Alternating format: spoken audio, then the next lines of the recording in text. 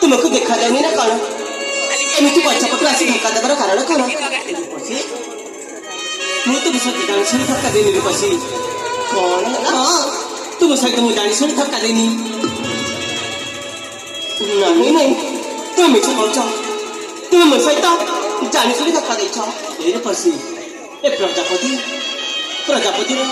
लोभरे मु प्रजापति धरवा आसु आसु तुम सहित धक्का हो गला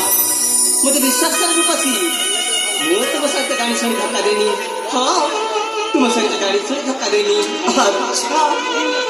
प्रजापति धर मो सहित आसी धक्का देछ हाँ नहीं नहीं नहीं नहीं मु तुमको ठीक बेसी भाव चिन्ह पारे हाँ हाँ तुम निश्चय मो सहित जानी शुणी धक्का देछ ए रूपसी कहीं कहूछ जे मुझे तुमको से कथा कहे तुम्हें जानी शुणी मो सहित धक्का देछ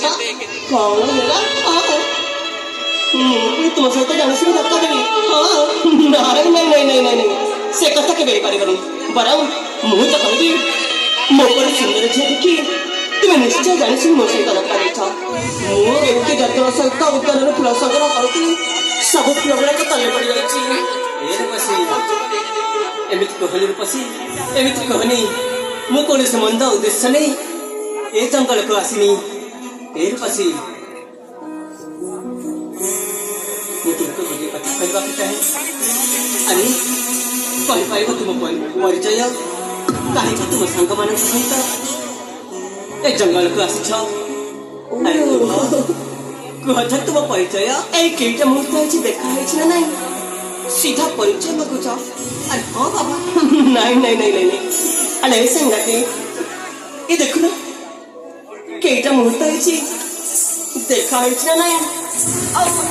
सीधा आम मान परिचय मागुच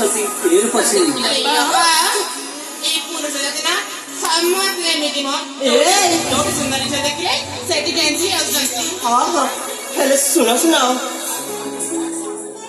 जड़े अचिन्ह अजण लोक मो परिचय दिएनी तेणु मो ठार परिचय आशा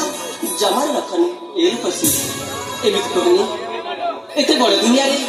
किए कौन क्या चिन्ह थाए ना जानी थाए तुम्हें जब तुम परिचय देने किसी ना काम तो आसीपे मु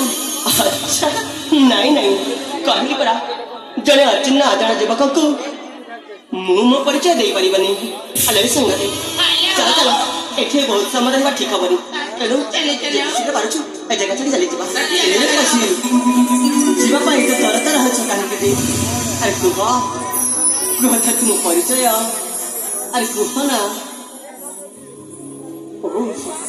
आम परिचय शुणा चाहता हाँ हाँ ठीक अच्छे